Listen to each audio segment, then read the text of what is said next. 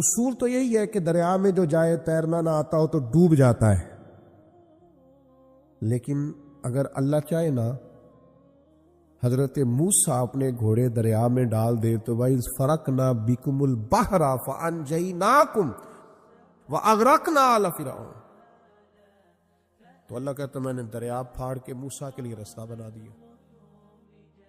اچھا، جس دریا سے حضرت موسیٰ بچ کے نکل گئے اسی دریا میں فرعون اور فرعون والے غرق ہو گئے۔ یہ کیا ہے؟ یہ روحانی زندگی۔ ایک ہے اسباب کہ آپ پانی میں گھوڑا پھینکے کہ آپ ڈوب جائیں، ایک ہے روحانی زندگی۔ یہ میں قرآن مجید پڑھ رہا ہوں، میں نے کوئی حدیث بھی نہیں سنائی، بزرگ کا قول تو دور رہا۔ قرآن فرماتا ہے کہ ہم نے فرعون اور فرعون والوں کو اسی دریا میں غرق کیا جس دریا میں ہم نے حضرت موسیٰ کے لیے رستے بنا دیے اور دریا پھاڑ کے رستے بنا دیے۔ تو رب کریم نے ایک روحانی زندگی بھی مومن کی رکھی ہے، روحانی زندگی۔ ذرا غور کیجئے کہ بھلا میں کیا کہنے لگا، صرف 50 سیکنڈ کے لیے آپ نے سوچنا ہے۔ زندگی میں ہمیں بہت ساری ایسی چیزیں ملی ہیں جو ہماری محنت کا نتیجہ نہیں، ہمیں بہت سارا ایسا کچھ ملا ہے جس کے ہم قابل تھے نہیں، پر رب نے عطا کر دیا۔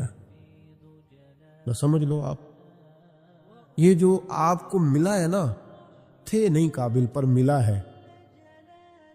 کچھ تو محنت کی ہے، کوشش کی ہے، تو اس کے سبب سے ہو گیا۔ جو بغیر محنت کے جد و جہد کے ملا ہے نا، یہ وہ روحانی رستہ ہے جس کے بارے میں اللہ کا قرآن کہتا ہے وَمَن يَتَّقِ اللَّهَ يَجْعَل لَّهُ مَخْرَجًا، جو اللہ سے ڈرے گا اللہ ہر مشکل سے نکلنے کے لیے اسے رستہ عطا کر دے گا۔ وَيَرْزُقْهُ مِنْ حَيْثُ لَا يَحْتَسِبُ، اور اسے وہاں سے رزق دے گا جہاں سے اس نے کبھی سوچا بھی نہیں ہوگا۔ ایک روحانی زندگی ہے انسان کی، وہ میرے ساتھ بھی ہے، آپ کے ساتھ بھی۔ کئی چیزیں ہمارے پاس ایسی ہیں کہ اگر ہماری قابلیت دیکھی جائے تو وہ ہمارے پاس ہو سکتی، یعنی سے ثبوت نہ پوچھو میں تو نظر کرم قد ہوئی، اے میں جانا یا دل بھر جانے، اے پھر غیر نہ جانے۔ کچھ چیزیں ایسی ہیں جو خالص مختصر سی میری کہانی ہے، جو بھی ہے ان کی مہربانی، وہ ہماری محنت کا نتیجہ۔ یہ روحانی زندگی ہے، روحانی زندگی کو سمجھو۔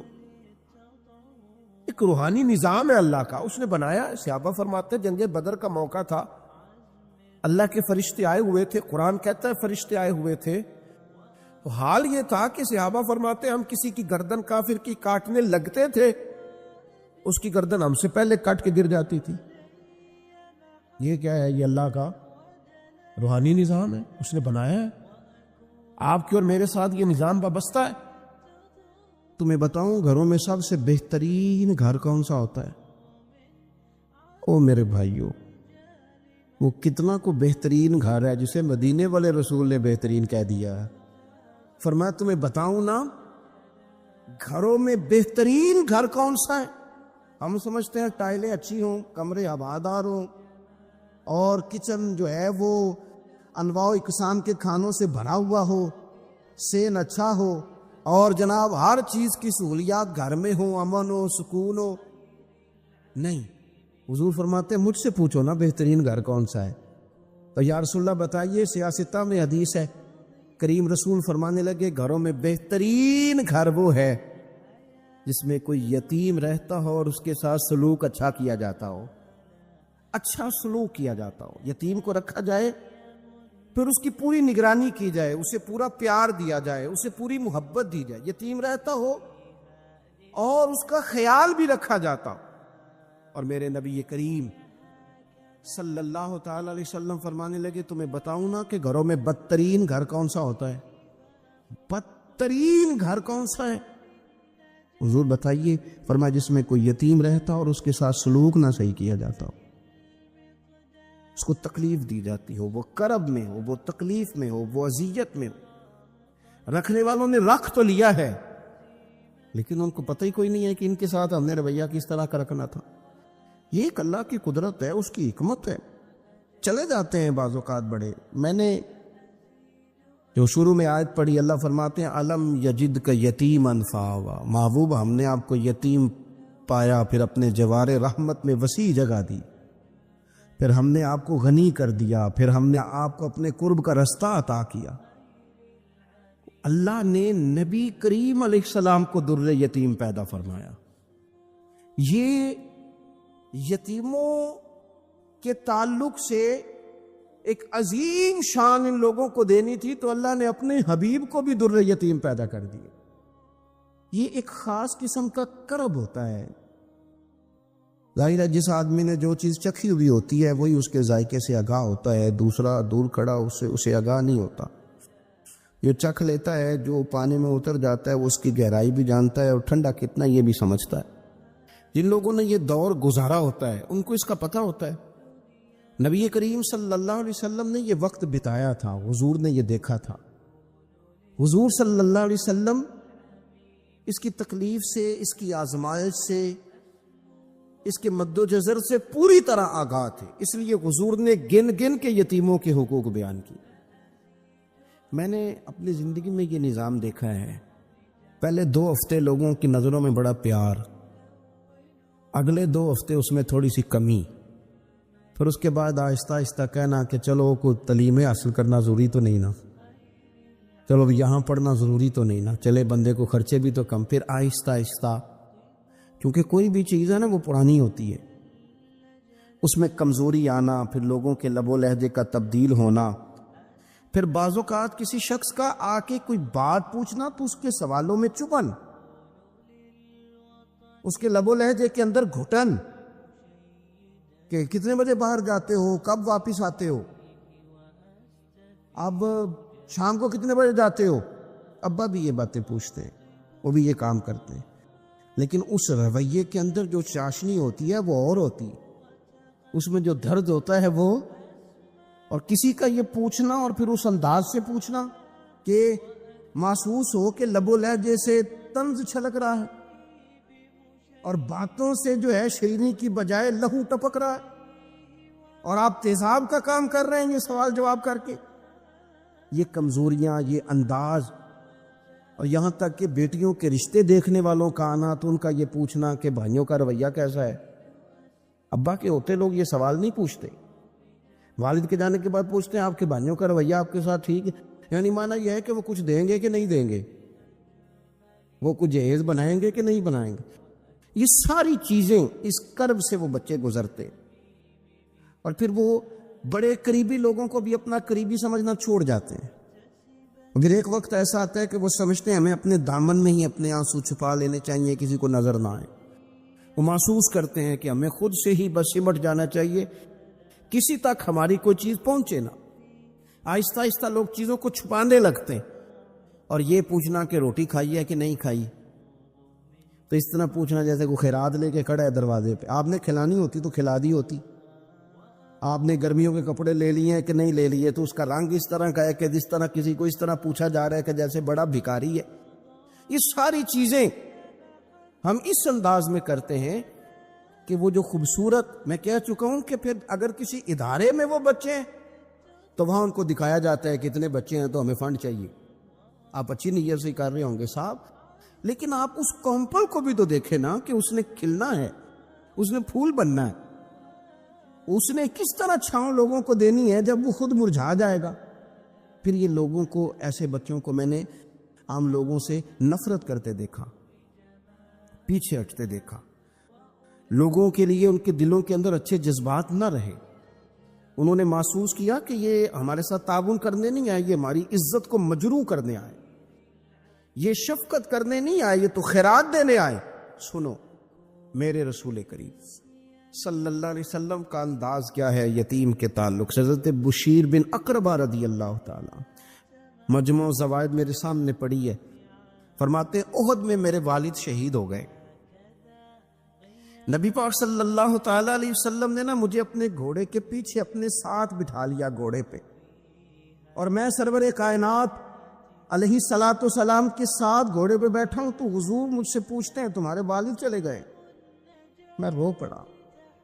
میں نے عرض کی حضور اب نظام کیسے چلے گا؟ آپ یقین کریں چھاؤں کا پتہ تب بھی چلتا ہے کہ جب دھوپ آتی ہے اور اس کی قدر کا احساس ہوتا ہے، محسوس ہوتا ہے۔ جب کوئی گھر کا بڑا رخصت ہو جاتا ہے تو یوں لگتا ہے کہ ساری چھتیں کمروں کی بھی گر گئی ہیں، صحن کی بھی گر گئی ہیں۔ اب یکدم دھوپ آئی ہے، پھر اس کا احساس محسوس ہوتا ہے۔ والد کے، دادا کے، بوڑھوں کے گھر میں ہوتے ہوئے تو بڑے سارے ویسے ہی مسئلے نہیں ہوتے، بہت سارے لوگ ویسے جھجکتے ہیں، سامنے ہی نہیں آتے۔ تو حضرت بشیر بن اقربہ رضی اللہ تعالیٰ عنہ کہتے ہیں میں نے کہا حضور میرے ابا جی چلے گئے، اب میں اپنے آپ کو بڑی تکلیف میں محسوس کرتا ہوں۔ قربان جائیں، حضور نے یہ نہیں فرمایا میں تیرا خیال رکھوں گا، یہ نہیں فرمایا فکر نہ کرنا۔ ہمارے جملے کیا ہوتے ہیں؟ کوئی حکم ہوا تو بتانا، کوئی کام ہوا تو کہنا، کوئی ضرورت ہوئی تو فوراً فون کرنا، یہ نہیں فرمایا۔ قربان جائیں، کیا ادائیں ہیں، کیا رنگ ہے، کیا دینے کا انداز ہے، اور کس طرح برکھا برستی ہے رحمت للعالمین محبوب کی۔ حضور فرمانے لگے بشیر کیا تو پسند نہیں کرتا کہ عائشہ تیری ماں بن جائے اور محمد عربی تیرے باپ بن جائیں؟ پسند کرتے ہو؟ حضرت بشیر بن اقربہ رضی اللہ تعالیٰ عنہ فرماتے ہیں کہ میں بیٹھا تو گھوڑے پہ تھا، پر مجھے یوں لگا کہ ساری ہی دنیا گویا میری جھولی میں آ گئی، سارا کچھ یہاں، اتنی بڑی بات حضور نے کر دی، اتنے بڑے جملے کہہ دیے۔ میں تو پسند نہیں کرتا، تجھے اچھا نہیں لگتا کہ عائشہ تیری ماں بن جائے اور محمد مصطفیٰ صلی اللہ علیہ وسلم تیرے والد بن جائے؟ تو پسند نہیں فرماتے ہیں، بس ختم ہو گئی بات۔ پھر تو ہم نے دھوپ دیکھی کبھی نہیں، پھر تو غربت گویا آئی کبھی نہیں، پھر تو ہم نے دیکھا ہی نہیں مد و جزر کیا ہوتا ہے۔ وہ تو دنیا کی بات کرتے ہیں نا، مجھے تو لگتا ہے کہ جن کے لیے یہ لفظ آ گئے نا ان کی تو قیامت کی بھی ساری مشکلیں حل ہو گئے، کہ تو آخرت کے بھی سارے معاملات طے ہو گئے۔ میرے نبی کریم صلی اللہ تعالی علیہ وسلم ایک ہماری خاص توجہ، اور یہ ہمارا اپنا نفع ہے۔ ایک بچہ آ گیا، یتیم بچہ، اس نے آ کے عرض کی حضور 3 گھر میں افراد ہیں، میں، میری بہن اور میری بیوہ ماں، والد حضور چلے گئے اور آج نہ 3 دن ہو گئے روٹی کوئی نہیں کھائی۔ میں اس منظر کو بھی جانتا ہوں کہ جب یتیم گھر میں اکٹھے بیٹھے ہوتے ہیں اور پتہ ہوتا ہے ان کو کہ ہماری اماں کے پاس آج پیسے کوئی نہیں اور گھر میں روٹی بھی کوئی نہیں، تو پھر ان کو بھوک ہی نہیں لگتی۔ ہاں نہیں لگتی۔ اماں پوچھتی ہے پتر روٹی کھانی ہے؟ نہیں میں تو سویرے جو کھایا تھا وہ ہضم ہی نہیں ہوا، اماں جی شاہی کوئی نہیں۔ یہ پردے اس طرح کر کے بچائے جاتے ہیں، ایک دوسرے کو تسلیاں دینا، ایک دوسرے سے پیار کا بڑھ جانا، ایک دوسرے کے لیے جذبات اور طرح کے بن جانا، حکمت الہی کے تقاضے ہوتے۔ یا رسول اللہ صلی اللہ تعالی علیہ وسلم بیوہ ماں ہے، یتیم بہن ہے، 3 دن سے کھایا کچھ نہیں۔ قربان جائیں، وہ گھر جہاں سے کائنات کھاتی ہے ساری۔ حضور نے فرمایا بلال جا کے ساری ازواج مطہرات سے پوچھ گھر میں کیا ہے۔ حضرت بلال کہتے ہیں میں سارے گھاری پوچھ آیا، ٹٹول آیا، ٹوٹل 21 کھجوریں نکلی۔ یہ 2 جہاں کے شاہ ہیں اور پاس کچھ رکھتے نہیں، 2 جہاں کی نعمتیں ہیں، ان کے خالی ہاتھ میں حضور کے سارے گھر کو میں ڈھونڈ 21 کھجوریں نکلی تو لا کے میں نے پیش کر دی، تو حضور نے ڈائریکٹ اس کو نہیں دی، نبی پاک نے اپنے ہاتھ پہ رکھ لی، اور کہتے پھر حضور نے نا اپنا منہ مبارک قریب کیا کھجوروں کے۔ صحابہ خود فرماتے ہیں کہ یہ جو حضور نے منہ مبارک قریب کیا نا تو نبی پاک برکت کی دعا کر رہے تھے، 21 کھجوروں پہ برکت کی دعا ہوئی۔ حضور نے اس بچے کو بلایا، تھپکی دی، فرمایا لے جا 7 تیری، 7 تیری بہن کی۔ انہیں معمولی نہ سمجھنا ہو تو حضرت بلال کہتے ہیں حضور 3 بھی دے دینا کبھی تو 30 سال ختم ہی نہیں ہوتی، 30 سال گزر جاتے ہیں، نکالتے رہو کھاتے رہو، ختم ہی نہیں ہوتی۔ حضور نے فرمایا 7 تیری، 7 تیری بہن کی، 7 تیری والدہ کی، اور 7 حضور نے اور بھی تلقین فرمائی، فرمایا ایک سویرے کھایا کرنا، ایک شام کو کھایا کرنا، یہ لے جا۔ حضرت سیدنا بلال حبشی کہتے ہیں رضی اللہ تعالیٰ عنہ کہ بچہ لے کے جب باہر نکلا تو حضرت سیدنا معاذ ابن جبل دوڑ کے گئے اور جا کے بچے کے سر پہ شفقت سے ہاتھ پھیرا، کا فکر نہ کرنا، رب کریم تجھے بہترین سرپرست عطا کرے گا، پتر پریشان نہ ہونا، اللہ تیری مدد کرے گا۔ صرف حوصلہ دیا، سر پہ دست شفقت پھیرا، بچہ چلا گیا تو حضور نے فرمایا ماں ادھر آؤ نا ذرا، یا رسول اللہ حکم ہو۔ فرمایا کس چیز نے تمہیں اٹھایا بچے کے سر پہ ہاتھ رکھنے کے لیے؟ اس نے تمہیں کہا کس چیز نے تمہیں اٹھایا جو تم بچے تک پہنچ گئے؟ عرض کی یا رسول اللہ وہ جو میرے دل میں اللہ نے یتیم کے لیے رحمت رکھی ہے نا، اس نے مجھے اٹھایا تھا، اور میں نے جا کے اس کے سر پہ دست شفقت پھیرا تو حضور فرمانے لگے سن پھر، جو کسی یتیم کے سر پہ خالی ہاتھ بھی پھیر دے، جتنے بال اس کے ہاتھ کے نیچے آئیں گے نا، رب اتنی خطائیں معاف کرے گا، اتنی نیکیاں دے گا، اتنے درجے اس کے بلند کر دے گا۔ خالی دست شفقت ہی پھیر دے، دینا دلانا تو بعد کی بات ہے، اس کا خیال رکھنا تو۔ یہ جو ہمارے مدارس ہیں نا، ان میں اکثر بچے غریب ہوتے ہیں، لیکن کچھ بچے تگڑے گھروں کے بھی ہوتے ہیں، مالدار گھروں کے بھی ہوتے ہیں۔ اس میں اگر کوئی ایسا بچہ آ بھی جاتا ہے نا جو یتیم ہے، کمزور ہے، تو اپنے آپ کو محسوس نہیں کرتا کمزور، کیونکہ وہ یہ نہیں سمجھتا کہ میں یتیم خانے میں آیا ہوں۔ اس کے ذہن میں مائنڈ سیٹ یہ ہوتا ہے کہ میں مدرسے میں آیا ہوں اور میں پڑھنے کے لیے آیا ہوں۔ اور کیونکہ وہ کچھ وزادار بچے، مالدار بچوں کے ساتھ وقت گزارتا ہے، اسی دسترخوان پہ بیٹھ کے کھاتا ہے، اسی کلاس میں سب کے ساتھ بیٹھ کے پڑھتا ہے، تو اس کی عزت نفس مجروح ہونے کی بجائے طاقت پکڑتی۔ وہ برابری کی سطح پہ جب آتا ہے تو اسے محسوس ہوتا ہے کہ مجھے عزت دی جا رہی۔ اس لیے مدارس اسلامیہ میری نظر سب سے مضبوط جگہ ہیں جہاں مساکین کی، یتیموں کی، غریبوں کی صحیح معنوں میں کفالت بھی ہوتی ہے، تعلیم بھی ہوتی ہے، عزت بھی ہوتی ہے، تربیت بھی ہوتی ہے۔ میرے رسول کریم علیہ السلام بڑے انہماک کے ساتھ، بڑے توجہ کے ساتھ۔ اچھا ایک کام اور ہوتا ہے ہمارے ہاں، وہ کیا ہے؟ اگر کوئی یتیم مال چھوڑ گیا نا اس کا باپ، تو پھر تو بارے نہیں آ رہے ہیں اس کے، پھر تو اللہ خیر کرے کہ بہت سارے مل جائیں گے کفالت کرنے والے، بہت سارے ملیں گے دھیان رکھنے والے، بڑے سارے ملیں گے توجہ دینے والے۔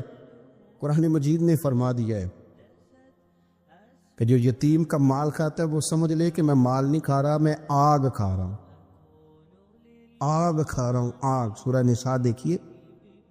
ہمارے ہاں اگر تو وہ مال چھوڑ گیا ہے تو پھر تو بہت سارے رشتہ دار مستقل اس کے محلے میں مکان لینے کو تیار ہو جاتے ہیں، الا ماشاءاللہ۔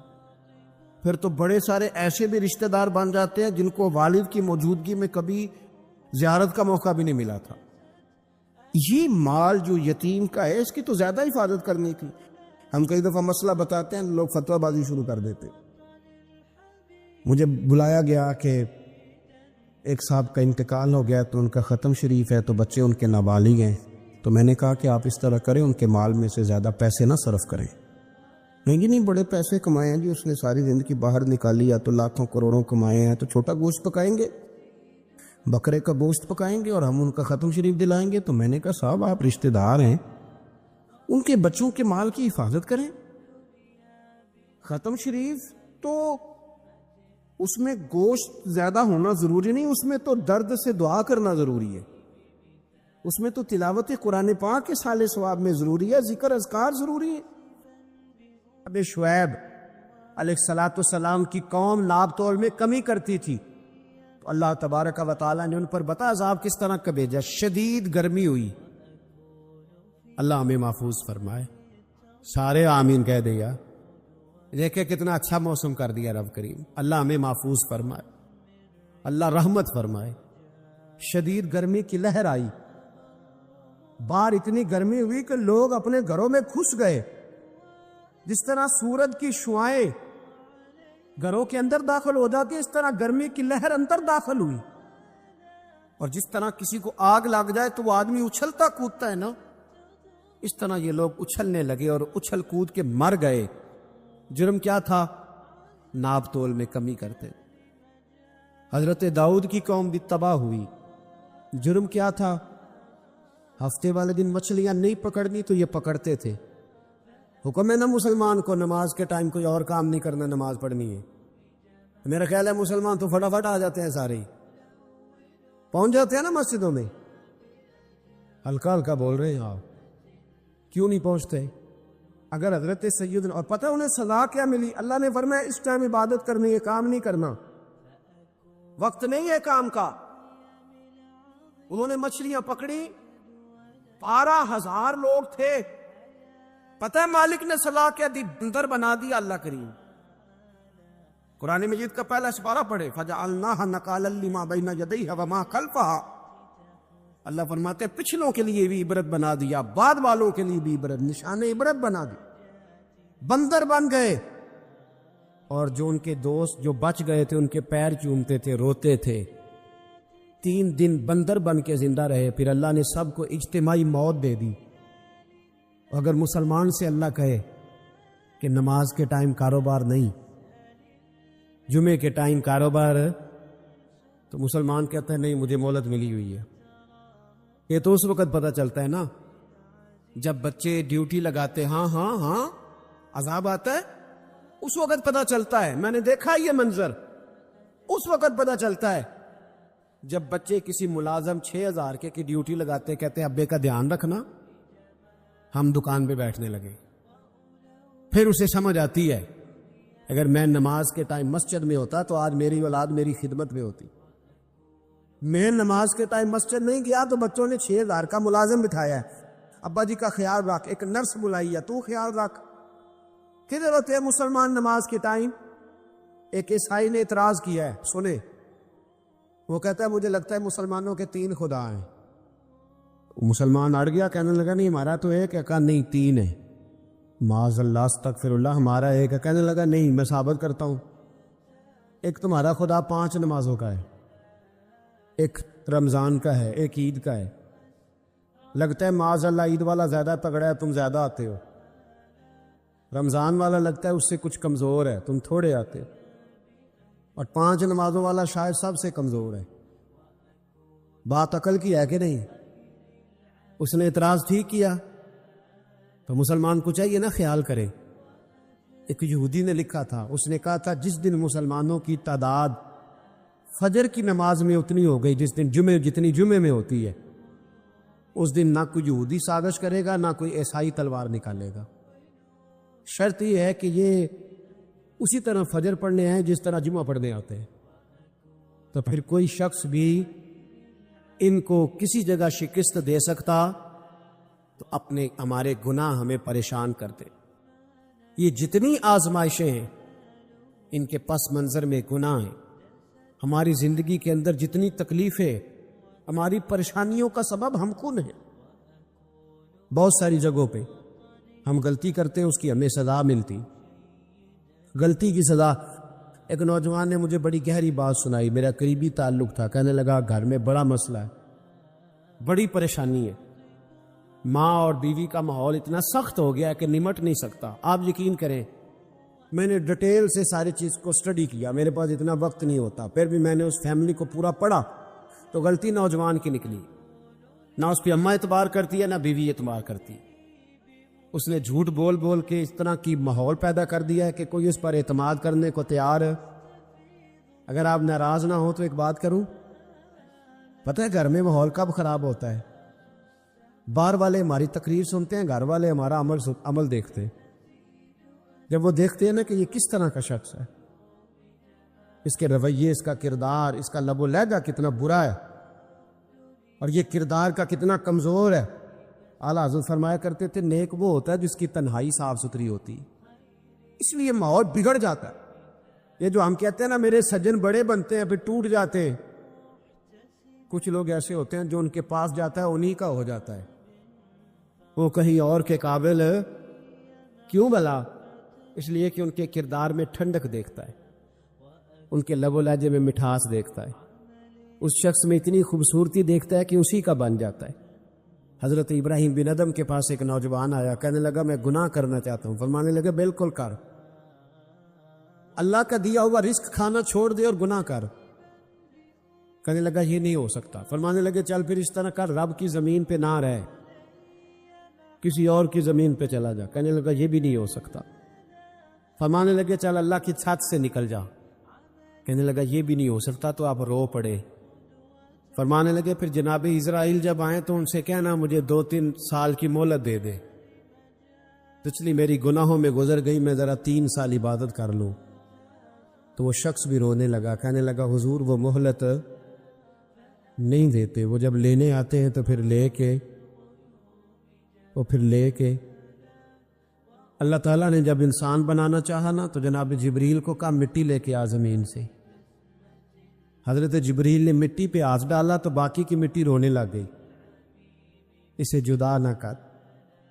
تو جناب جبریل چھوڑ کے چلے گئے، حضرت میکائیل کو بھیجا مٹی لا، مٹی پہ ہاتھ ڈالا تو باقی کی مٹی رونے لگ گئی، چھوڑ کے چلے گئے۔ جناب اسرائیل کو بھیجا، مٹی پہ ہاتھ ڈالا تو باقی کی رونے لگ گئی، چھوڑ کے نہ جاؤ۔ تو حضرت اسرائیل فرمانے لگے تیرا رونا دیکھو کہ رب کا حکم دیکھو۔ وہ لے گئے، جب پیش کی تو رب کریم نے فرمایا اسرائیل جان نکالنے کی ڈیوٹی بھی تیری، تو مٹی کو لے آنا، باقی مٹی روتی بھی رہے تو روتی رہے، جب میرا فیصلہ آ جائے تو پھر اس میں کوئی گنجائش ہے، ہم کھاتے بھی اللہ کا ہیں، نافرمانی بھی اس کی کرتے، زمین پہ بھی اس کی چلتے ہیں، نافرمانی بھی اس کی کرتے، حکم کسی اور کا مانتے، چھت پہ رب کریم کی رہتے، اس طرح نظام نہیں چلتا۔ میرے بھائی یاد رکھ لو، گناہوں کی سزا ملے گی، زندگی تنگ ہو جائے، یہاں بھی آزمائش ہوگی اور وہاں بھی۔ میں نے درس پہ کہا تھا، پھر بات کہتا ہوں، یہ میں اپنے لیے کہہ رہا ہوں، توجہ ہے میری بات پر۔ دعا فرمایا کرے کہ جو کچھ ہم نظر آتے ہیں اللہ ہمیں ویسا بننے کی توفیق بھی عطا فرما۔ اللہ ویسا بننے کی یہ مشکل معاملہ ہے، مشکل۔ دیکھیں نا ایک آدمی سیاستدان ہے، اس نے بڑے اچھے نعرے لگائے، انقلاب آ جائے گا، میں غریب کا بھلا کر دوں گا، میں یتیموں کے سر پہ ہاتھ رکھوں گا، میں مجبوروں کی مدد کروں گا، میں دکھیوں کی مدد کروں گا، مزدوروں کو۔ اس نے اچھے اچھے نعرے سکھائے، اچھا اس نے پیغام دیا، اندر اس کے یہ تھا کہ اقتدار ملے گا تو مرضی کروں گا۔ لوگ اس کے گرد بھی گئے، اس کی گاڑی کے پیچھے بھی بھاگے، لوگوں نے اس کے نعرے بھی لگوائے، جیب سے پیسے لگا کے اس کے پوسٹر بھی شائع کیے، لوگ اس کے گرویدہ ہو گئے، لوگوں نے پوری، اور میری قوم نے تو بیچاری نے کئی دفعہ دھوکے کھائے، جس نے نعرہ لگایا غریب اسی کے پیچھے مسیحا بن کے چل پڑا۔ آج دھوکہ دے لیا، لوگوں کو پیچھے لگا لیا۔ یہ بتاؤ اگر راز کھل جائے، اگر راز کھل جائے کہ یہ دھوکہ دے رہا ہے، یہ فریب کر رہا ہے، تو لوگ اس کا کیا حال کریں گے؟ یہ راز قیامت میں کھل جائے گا، قیامت میں یہ راز یہ کھل جائے گا، کھل جائے گا، یہ دھوکے باز تھا۔ اذا زلزلت الارض زلزالہا، جب زلزل آئے گا جیسے اس کا آنا ٹھہرا، واخرجت الارض اثقالہا، زمین اپنے بوجھ باہر نکال دی۔ اس سے مراد کیا ہے کہ زمین پہ جو جرم ہوئے زمین بتا دے گی، باہر نکل آئے۔ وقال الانسان ما لہا، انسان کہے گا اسے کیا ہوا، یہ تو سب کچھ بتا رہی، بوجھ باہر نکال دے گی۔ ایک آدمی پیر طریقت بن کے بیٹھ گیا، جبہ کھبا پہن کے بڑی پگڑی باندھ کے بیٹھ گیا، اچھی اچھی نیک باتیں بتانے لگا، لوگ اس کی دست بوسی کرنے لگے، ہاتھ چومنے لگے، پیچھے لگ گئے، خدمت کرنے لگے، جیب سے نذرانہ دینے لگے۔ اس کے نام پر لوگ اپنی جیب سے لنگر پکانے لگے، خانقاہ کی خدمت ہونے لگی، مہمان اس کے آتے، نوکری کوئی اور کرتا۔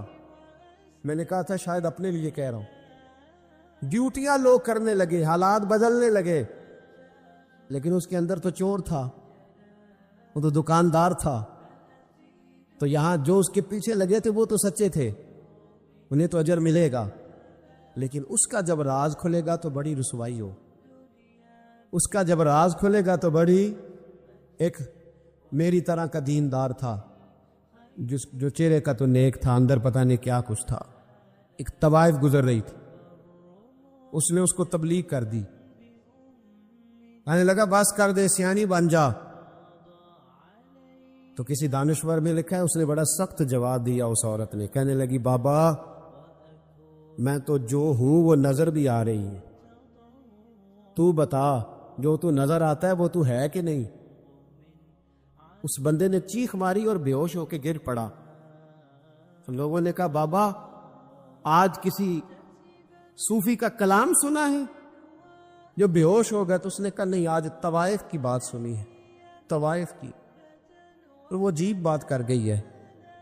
وہ کہہ گئی ہے میں تو جو ہوں میں نظر آ رہی ہوں، تو بھی تو بتا نا، تو بتا نا کہ تو دستار امامت پہنتا ہے، تو بتا تو جو کہلاتا ہے تو وہ ہے کہ نہیں؟ یہ وقال الانسان ما لہا، یہ راز قیامت میں کھلے گا. ہم جو کچھ بتا رہے ہیں نا اپنی زبانوں سے، ہمیں اپنے گناہوں کا احساس ہونا چاہیے. ایسا نہ ہو کہ جب سزا ملے تو پھر اس طرح کی ملے کہ دوبارہ کسی کو کوئی منہ دکھانے کے قابل نہ رہے. میرے بھائی یاد رکھیں اور سمجھیں، گناہ انسان کی زندگی کو تنگ کرتے ہیں. میرے نبی پاک علیہ الصلاۃ والسلام نے فرمایا جب تو جھوٹ بولتا ہے تو تیرے فرشتے کرام الکاتبین سائڈ پہ ہو کے کھڑے ہو جاتے ہیں. جب تو زنا کرتا ہے تو تیرے اندر سے ایمان نکل جاتا ہے. اور نبی پاک علیہ الصلاۃ والسلام نے فرمایا جب میری قوم میں ناانصافی عام ہو جائے گی تو قتل بھی عام ہو جائے گا. اور سن لو لکھ لینا یہ حدیث دل کی تختی پر. نبی پاک علیہ السلام نے فرمایا جب میری قوم میں بے حیائی اور بدکاری عام ہو جائے گی تو 2 سزائیں اللہ دے گا. ایک تو جوان موتیں آئیں گی، جوان بچے کچھ بھی نہیں دیکھا چلے گئے. اور دوسری سزا اللہ یہ دے گا کہ ایسی بیماری آئیں گی جن کا علاج نہیں ملے گا، ایسے امراض کوٹ پڑیں. اگرچہ میں آپ کو ایسی تقریر بھی سنا سکتا تھا جس پہ آپ بہت زیادہ محظوظ ہوتے، پر میں نے اس جمعے میں ایسا موضوع چنا ہے جس کا ہمیں خاص ضرورت ہے. بھائی دیکھیں تو صحیح، کہیں ایسا تو نہیں کہ ہم ان عیبوں میں مبتلا ہیں. میرے نبی کریم علیہ السلام نے فرمایا جب تم نیکی کا حکم دینا اور برائی سے منع کرنا چھوڑ دو گے پھر اللہ تم پر ظالم حکمران مسلط کرے. اور اگلے لفظ اس سے بھی زیادہ سخت ہیں. محبوب فرمانے لگے پھر تمہاری نیک لوگ دعائیں بھی کریں گے تو اللہ وقتی طور پر ان کی دعاؤں کو بھی قبول نہیں فرمائے گا. اس لیے کہ تم لوگوں نے نیکی کا حکم دینا اور بھلائی سے روکنا چھوڑ دیا. عزیزو یاد رکھو جب گناہ عام ہوتے تو پھر حالات بدلتے اور لوگوں کو سزا ملتی ہے ان کے گناہوں کی. بلکہ یہاں تک لکھا ہے کہ نیت خراب ہو تو سزا شروع ہو جاتی. کیا خراب ہو؟ بولیے گا. نیت بھی خراب ہو تو سزا. حضرت رومی کہتے ہیں کہ ایک بادشاہ کو پتہ چل گیا کہ ایک آدمی نے بڑا اچھا باغ لگایا ہے، خوبصورت باغ ہے، مالٹے کا کنوں کا باغ بڑا پیارا. بادشاہ نے کہا ذرا جا کے دیکھتا ہوں. بادشاہ سلامت بال دیکھنے آئے تو اب وہ مزدور آدمی تھا، عام آدمی تھا جس نے باغ لگایا، کسان تھا. اس کو کہا کہ چند کنوں توڑ کے لایا تو بڑے پیارے لگے. 1-2 اور لایا، کھائے، بڑے میٹھے، بڑے پیارے، بڑے توانا، بڑا مزہ آیا. تو بادشاہ کے دل میں خیال آیا کہ اس پہ قبضہ نہ کر لوں باغ پہ. ہمارے یہاں نا کرائے پہ دکان دیتا نا مالک، وہ جب کسی غریب کی چل جاتی ہے کہتا تو خالی کر، میں نے خود ڈال لی ہے. چل گئی نا اس کی. حالانکہ رزق اپنے اپنے نصیب کا ہے، رزق اپنے اپنے نصیب کا ہے. جس کو اللہ تعالیٰ چاہتا ہے عطا کرتا ہے. تو اس کو کہا کہ اور توڑ کے لا، اور دل میں خیال ہے کہ یار اتنا اچھا باغ ہے قبضہ کر لیتے ہیں. ہماری حکومتیں قبضہ کر لیتی ہے کہ جو چیز اچھی لگ جائے. اب وہ کسان 2-3 کنوں توڑ کے لایا، اس نے کھائے تو کھٹے نکلے، ترش تھے. کہنے لگا تجھے کیا ہو گیا ہے؟ تو بندہ بڑا صاحب دل تھا، کہنے لگا میں تو ٹھیک ہوں، آپ اپنی نیت سے پوچھیں کہیں خراب تو نہیں ہو گئی. تو کنوں میں بھی اس کا اثر آ گیا ہے. اپنی نیتیں بگڑ جائیں نا، نیتیں. اب ایک بات کہنے لگا ہوں، غور سے سننا. جب تک 2 بھائی اکٹھے کاروبار کرتے ہیں نیت ہوتی ہے کہ ہمارا گھر چلے گا، تب تک اللہ برکت دیتا ہے. اور جب اپنی اپنی جیبیں سمیٹنے لگ جاتے ہیں نا کہ یہ میرا 5,000 ہے، آج میں گیا تھا اگرائی کرنے، یہ میرا 10,000 ہے، آج میں نے محنت زیادہ کی. جب وہ ٹٹولنے لگتے ہیں پھر اس دکان سے بھی برکت اٹھ جاتی ہے، پھر وہاں سے بھی برکت ہے چلی جاتی ہے۔ فَإِنَّ لَهُ مَعِيشَةً ضَنْكَ، فرمایا جب تو منہ پھیر لیتا ہے پھر تیری زندگی اللہ تنگ کر دے، پھر وہاں سے بھی برکت، خوبصورتی، اثر اٹھ جاتا ہے۔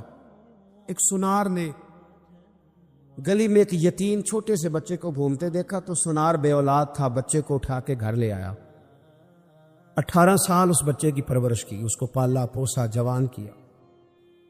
سنار کے پاس وہ دکان پہ چلا جاتا، وہ کئی دفعہ دکان پہ رہتا، کئی دفعہ گھر میں رہتا۔ ایک دفعہ وہ دکان پہ تھا، بچہ گھر تھا، 18 سال کا جوان، اس کی بیوی اکیلی تھی۔ وہ جس نے ماں بن کے پالا تھا اس نے اسی پہ حملہ کر دیا، اس کا بازو بری نیت سے تھاما، بیوی چیخی۔ تھوڑی دیر گزری تو وہ نوجوان پیروں میں بیٹھ گیا، کہنے لگا اماں پتہ نہیں مجھے کیا ہوا۔ شام کو سنار آیا، بیوی چیخنے لگی، چلانے لگی، کہنے لگی آج عجیب بات ہوئی، جس کو میں نے جگر کا خون دے دے کے پالا اسی نے گندی نظر ڈالی۔ سنار محو حیرت ہے، بیوی کا خیال تھا کہ لٹھ اٹھائے گا، ڈنڈا اٹھائے گا، نوجوان کو مارے گا، لیکن وہ رونے لگ گیا۔ اس نے کہا آج اس نے میرا بابو تھاما ہے، جانے کیا کیا ہے۔ پریشان ہونے لگ گیا، سجدے میں گر گیا، کہا تو بتاتا کیوں نہیں؟ تو وہ سنار کہنے لگا اس کی غلطی نہیں، 18 سال کے بعد آج مجھ پر بھی شیطان سوار ہوا تھا۔ ایک عورت آئی تھی، وہ اپنے بازوؤں میں چوڑیاں پہننا چاہتی تھی تو میں نے بھی گندی نظر سے ہاتھ ڈالا تھا، رب کریم نے مجھے فوراً اس کی سزا دی۔ بنی اسرائیل کے جو جرم تھے نا، ان میں ایک جرم قرآن مجید نے ان کا یہ بیان کیا ہے کہ بہت سوال کرتے تھے، بہت بحث کرتے تھے۔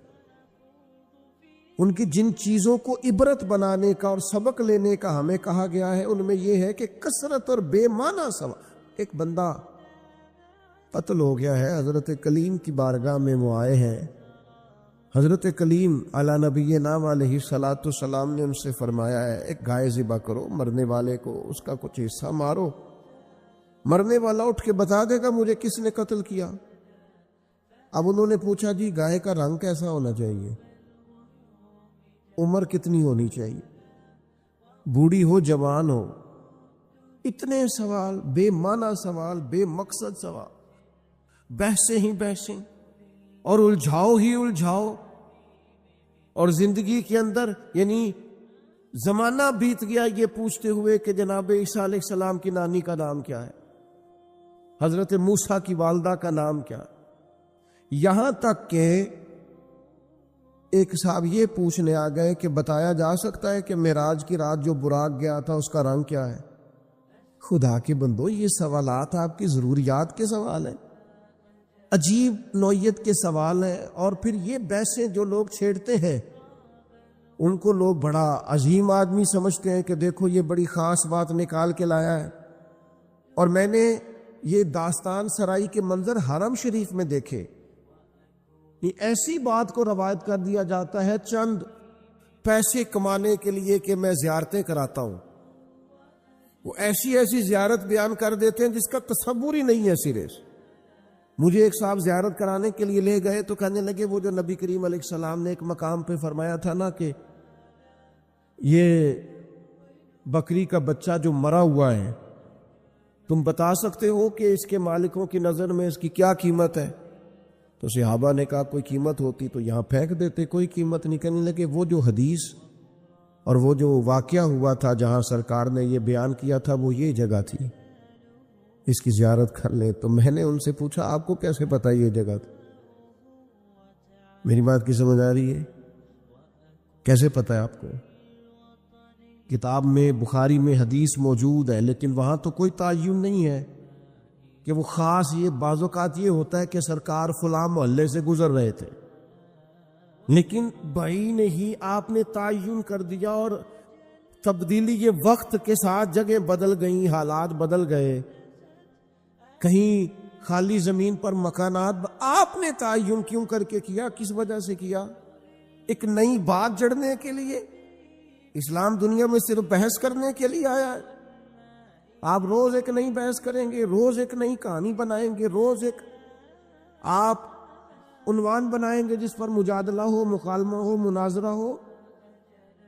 دین کے اخلاقی پہلو اور جو عمل کے لیے دین دنیا میں آیا تھا اس پر عمل کب کرنا؟ فضول قسم کی ابحاث میں وقت ضائع ہوتا ہے، اور ہم بڑے مزہ لے لے کے، لطف لے لے کے ان چیزوں کو سنتے ہیں، غور کرتے ہیں۔ عزیز بھائی سنو اللہ کے حبیب نے کیا فرمایا۔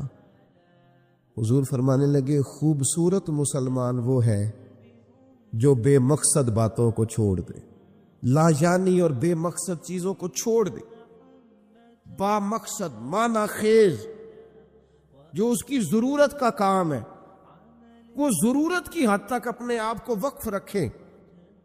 اور پھر دوسرا، ہم ایک اور کام کے اندر بہت زیادہ شوق رکھتے ہیں، میری ذمہ داری جو ہے میں وہ کام ٹھیک نہیں کرتا، لیکن مجھے دوسرے کے کام میں مداخلت کرنے کا بڑا شوق ہے، بجائے اس کے کہ میں اپنا خیال رکھوں کہ جو اللہ تعالیٰ نے میرے اوپر ذمہ داری ڈالی ہے وہ میں کس طرح سے سر انجام دے رہا ہوں، میں دوسروں کا خیال رکھتا ہوں۔ ہمارے استاد صاحب مختلف اساتذہ کی میٹنگ کرتے تو ایک جملہ ان کا مجھے بڑا یاد رہ گیا، وہ کہنے لگے مہربانی کیجیے گا اپنی اپنی کلاس کا خیال رکھیے گا، دوسروں کی کلاسوں کا خیال وہ ان کی ذمہ داری ہے، ان کی ثواب دید ہے جو استاد اس کلاس کو پڑھاتے ہیں۔ اپنی ذمہ داری، اپنی ڈیوٹی۔ میں آپ سے عرض کرتا ہوں اگر ہمارے ہاں مزاج مداخلت کا نہ ہوتا، ہمارے ہاں اپنی ڈیوٹیاں اپنے حساب میں اپنے دائرہ کار میں رہ کے کرنے کا مزاج ہوتا، بہت سارے کام صحیح ہو رہے ہوتے، لیکن جہاں ہر شخص کو اجازت ہے وہ ہر کام کرتا ہے۔ آپ بیمار ہو جائیں، لوگ تیمارداری کرنے آئیں گے، جتنے لوگ پتہ لینے آئیں گے سارے ایک ایک نسخہ بھی بتا کے جائیں گے، یہ کھا لیں اس سے مجھے فائدہ ہوا تھا۔ حالانکہ آپ کسی اسپیشلسٹ ڈاکٹر کے پاس جاتے ہیں، آپ کہتے ہیں میں بیمار ہوں،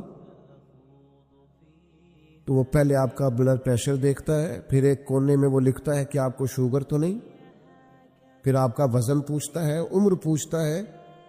اس تقاضے کی روشنی میں ان ساری چیزوں کو دیکھ کر نسخہ تیار کرتا ہے، لیکن وہ جو آپ کے لیے چاروں مغز بنا کے لایا اس نے کچھ بھی نہیں پوچھا کہ بھئی آپ کو شوگر تو نہیں، بلڈ پریشر تو نہیں، یہ والا مرض تو نہیں، لے آیا ہے۔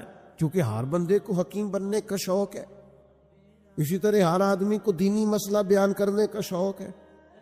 اس نے کوئی 4 کتابیں بھی نہیں پڑھی، وہ ضروریات سے بھی آگاہ نہیں، اسے نہیں پتا کہ دین کے مختلف پہلوؤں کا عنوان کیا ہے۔ کسی استاد کے پاس وہ نہیں بیٹھا، 4 باتیں کہیں سے سن لی ہیں اور 4 چیزیں کہیں سے اس نے دیکھ لی ہیں تو وہ بہت بڑا جناب دائی بن کے وہ کام کر رہا ہے۔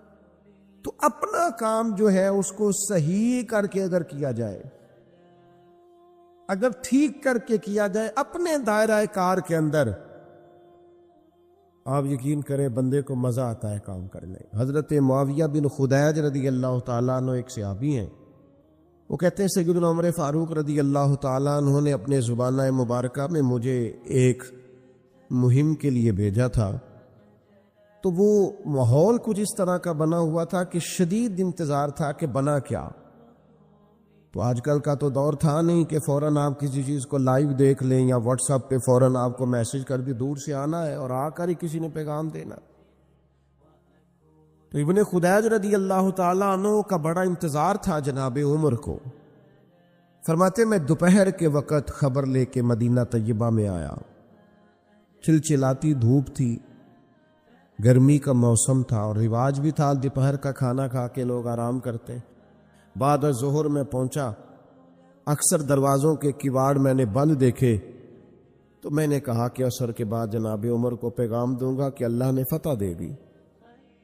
فرماتے ہیں کہ بعد عصر میری ملاقات ہوئی تو جناب عمر تو نماز کا سلام پھیرتے ہی پوچھنے لگے، او یار اللہ تیرا بھلا کرے، میں تو تھک گیا تیرا انتظار کر کر، کیا نتیجہ نکلا؟ اللہ نے کامیابی دی؟ تو فرماتے ہیں میں نے فوراً کہا حضور اللہ کا شکر ہے، اللہ نے اپنے فضل سے مسلمانوں کو کامیابی دی۔ حضرت عمر کہنے لگے کہ جو رستہ ہے وہی مجھے معلوم ہے اور جنگ کا دورانیہ بھی معلوم ہے، تو آپ دیر سے کیوں آئے؟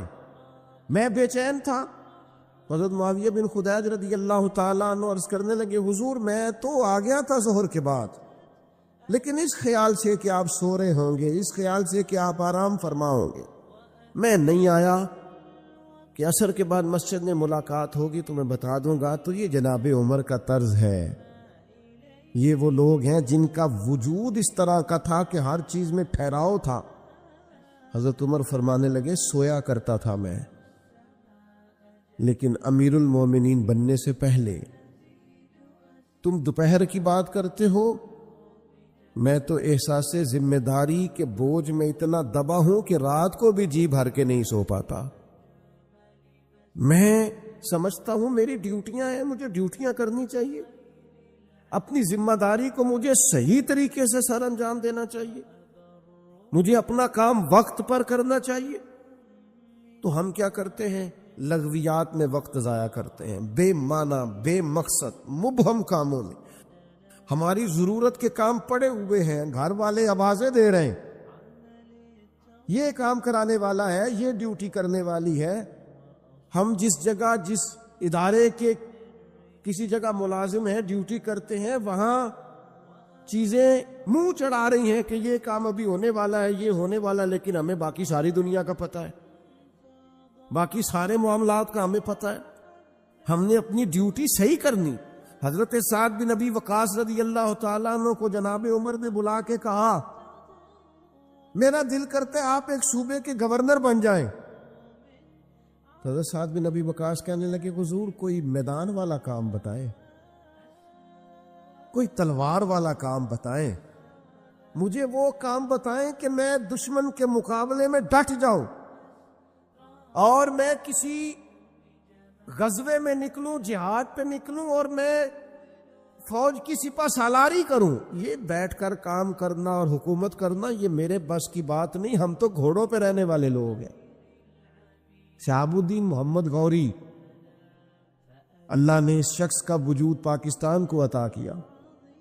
کسی نے ان سے کہا غوری صاحب ملاقات کرنی ہو تو کہاں ملیں گے؟ فرمانے لگے ہم نے کہاں ملنا، ہم تو گھوڑوں کی پشت پہ ہوتے ہیں، اگر کبھی گھوڑے کی پشت پہ ملنا ہوا تو ملاقات کر لینا۔ زندگی ایک سفر ہے، ہم اپنی ڈیوٹی کر رہے ہیں، ہم کسی اور کام میں الجھنا نہیں چاہتے، ہمارا ایک مشن ہے، ہمارا آنے کا ایک مقصد ہے، ہمیں کوئی شخص الجھانے کی کوشش نہ کرے، ہم اپنا سفر کر رہے ہیں، اپنی ڈیوٹی کر رہے ہیں، ہم اپنی ذمہ داریاں ادا کر رہے ہیں۔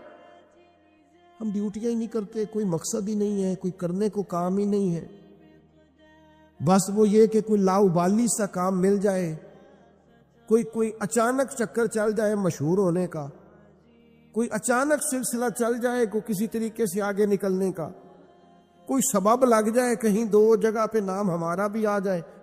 بے معنی کام ہے بھائی، بے مقصد ہے۔ پہلے بھی کہہ چکا ہوں، پھر کہتا ہوں، آپ کسی بڑے آدمی کے ساتھ، سیاستدان کے ساتھ، لیڈر کے ساتھ آپ نے فوٹو کھچا بھی لی تو جب اس کو آپ کا نام ہی نہیں آتا، جب وہ آپ کو جانتا ہی نہیں، مقصد کیا رہا؟ فائدہ؟ اس ماڑے بندے کے ساتھ فوٹو نہ کھچوائیں جس سے جب بھی بات کریں وہ اسی وقت ہمارے لیے موجود ہو، اس کے ساتھ نہ وقت گزاریں جس کے ساتھ ہم سمجھیں کہ ٹائم گزر سکتا ہے۔ کیوں اس طرح کا لاؤبالی پن دکھاتے ہیں جس سے محسوس ہو کہ ہم شاید کسی احساس کے تلے دبے ہوئے؟ با مقصد کام، جدوجہد، خدمت، ڈیوٹی۔ امام محمد مالک رحمۃ اللہ علیہ شدید علیل ہو گئے تھے، سخت علیل تھے۔ خبر پھیل گئی کہ اب ان کی صحت جو ہے وہ زیادہ نڈھال ہو گئی ہے، اب کمزوری بڑی بڑھ گئی ہے، مشکل ہو جائے گا۔ تو چونکہ وہ فقیہ تھے، فقیہ جو ہوتے ہیں وہ مسائل میں کتاب و سنت کو سامنے رکھ کے اس پہ تفکر کرتے رہتے ہیں، تفکر ہر وقت غور کرتے ہیں۔ آج کل کے لوگ نہیں ہماری طرح کے جو ویوز چیک کرتے رہتے ہیں کہ بھلا کتنے ہو گئے، جو اس چکر میں پڑے رہتے ہیں کہ لائکس کتنے ہو گئے اور کمنٹس کتنے آ گئے۔ مطلب یہ لوگ نہیں تھے۔ فقاہت، دین کو سمجھنا، تدبر کرنا کہ نیا مسئلہ درپیش ہوا ہے، لوگوں نے مسئلہ پوچھا ہے تو اس کو کیسے حل کرنا ہے، اس پر غور کرنا، قرآن و حدیث کو سامنے رکھ کر اور وہ فرمایا کرتے تھے کہ میں نے جب بھی کوئی آیت پڑھی ہے نا، پہلے بھی پڑھی ہوئی تھی، دوبارہ پڑھی ہے تو ایک نیا معنی ہی اللہ نے مجھے عطا فرمایا، ایک نیا سبق ملا ہے، اس سے ایک نئی چیز میں نے. تو امام مالک کا لوگوں تک یہ بات پہنچی کہ وہ بیمار ہے اور شدید بیمار ہے، علیل ہیں اور بڑے ہی علیل ہیں. ان کے ایک شاگرد تھے پرانے، وہ دور سے تیمارداری کرنے آئے. کہتے ہیں جب مجھے اجازت دی گئی ان کے اہل خانہ کی طرف سے، ان کے کمرے میں پہنچایا گیا تو امام صاحب بے ہوش تھے، تیز بخار تھا. میں نے جا کے سلام لی، 2-4 باتیں کی تو امام صاحب بیدار ہوئے. تیز بخار تھا، ہاتھ اٹھاتے تھے تو ہاتھ کانپتا تھا اور نکاہت تھی. اور گھر والے مجھے ان کے بچے، ان کے پوتے بتا رہے تھے کہ کئی دنوں سے کھانا پینا حضرت نے بہت کم کر دیا. لیکن فرماتے ہیں اسی وقت یہ آنکھیں کھول کے کہنے لگے یار شکر ہے اللہ کہ تم آئے ہو. میں ڈھونڈ رہا تھا کہ کوئی عالم دین مل جائے، ایک فقہی جزیے میں الجھ گیا ہوں. یہ پوچھنا تھا کہ فلاں حد جب بندہ کرتا ہے اس کے بعد صحیح جو ہے وہ سواری پہ کرنی چاہیے یا پیدل کرنی چاہیے. سواری پہ افضل ہے کہ میں اس مسئلے میں الجھا ہوا ہوں، ذرا تھوڑا آنا، یہ دلائل ہیں، یہ دلائل ہیں، یہ فلاں نے لکھا ہے، یہ فلاں نے لکھا ہے، ذرا استنباط کاری سے مسئلہ کیا ہے. تو شاگرد بڑے نکمے ہوتے ہیں کئی، ذرا تھوڑا سا جان چھڑاتا ہوں کہ کسی طریقے سے. یہ کیا لوگ ہیں کہ آخری ہجکیاں چل رہی ہیں اور ابھی امت کو مسائل نکال کے دے رہے ہیں. فرماتے میں دلیلیں دینے لگا تو امام صاحب میری دلیلیں توڑنے لگے، کہنے لگے نہیں تیری بات تو ٹھیک ہے پر فلاں جگہ یہ بھی تو لکھا ہے نا. میں نے پھر دلیل دی کہ وہ تو ٹھیک ہے پر فرما امام کا اس پر یہ قول بھی تو موجود ہے. فرماتے ہیں کتنی دیر علمی گفتگو ہوتی رہی، پھر وہ تھک گئے اور لیٹ گئے. تو میں نے کہا آپ آرام کریں، مجھے اجازت دیں. کہتے ہیں ابھی میں ان کی گلی کے کونے پہ آیا تھا کہ ان کے بیٹے کے رونے کی آواز آئی اور میں دوڑ کر پلٹ کر آیا تو اس نے کہا قربان جاؤں اس شخص پر جس کی ساری زندگی قرآن و حدیث میں غور کرتے گزر گئی. یہ دیکھو آخری ہج کی بھی لی ہے تو رسول اللہ کا دین سمجھتے ہوئے لی. آپ گئے ہیں تو امام صاحب کا لے سجنا سا توڑ نبھائی، ایسی جان بھی دتی تے رات تیرے. آخری دم تک دین پر غور، کتاب و سنت سے رشتہ، مشن والے لوگوں نے کام کیا.